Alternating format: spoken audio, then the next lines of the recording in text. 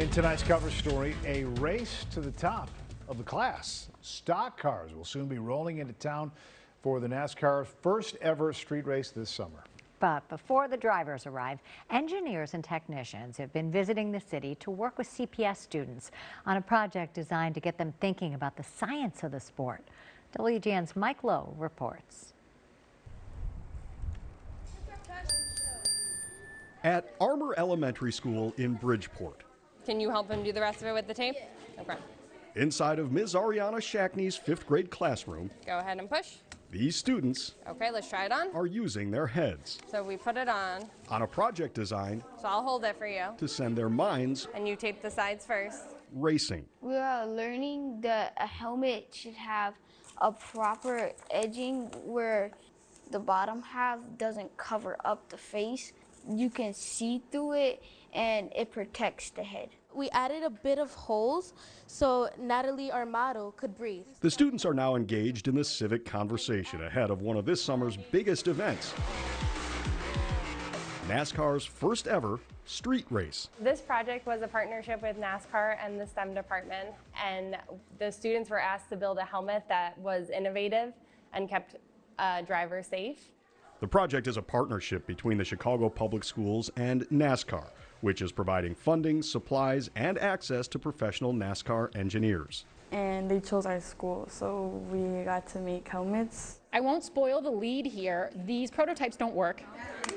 22,000 students across 43 CPS schools are engaged in the Helmet Challenge, using construction paper, plastic, and their imaginations to build a prototype auto racing helmet. So with paper, pencils, and staplers, they can explore the wider range of the innovation than they could if they were limited by the materials being too technical. We're really excited. NASCAR is bringing our very first street race to downtown Chicago. Julia Giese is the president of the Chicago Street Race, which has set up permanent offices in downtown Chicago. And so when we're in this market, we have an office that's set up year-round.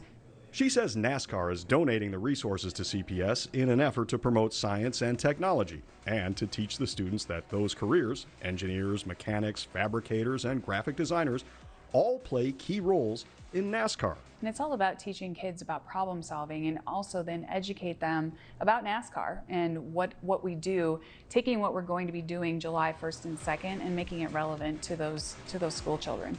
I'm pretty excited. I kind of want to go too. I want to see the street race and everything. I think it'll be pretty cool. We're stapling this part down so it has a better shape there. 11-year-old Kevin Nahara is one of about 500 finalists who will participate in the district-wide competition called STEAMFest, scheduled for May 2nd at the Field Museum. There's a hole on the visor which we have to fix, and we're working on adding a microphone too. Students will work with NASCAR drivers, engineers, and other industry STEM professionals.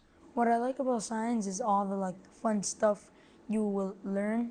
The students had clear directions. Build a helmet that is safe, functional, comfortable, and cool. The race can be really long, so the helmets are uncomfortable, or the drivers can get really hot because of the exhaust, so they need air conditioning and cooling.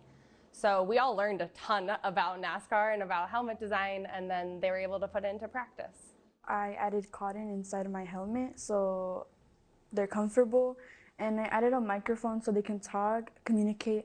We couldn't think of how we were going to do the visor, if we were just going to leave it empty or if we could find something.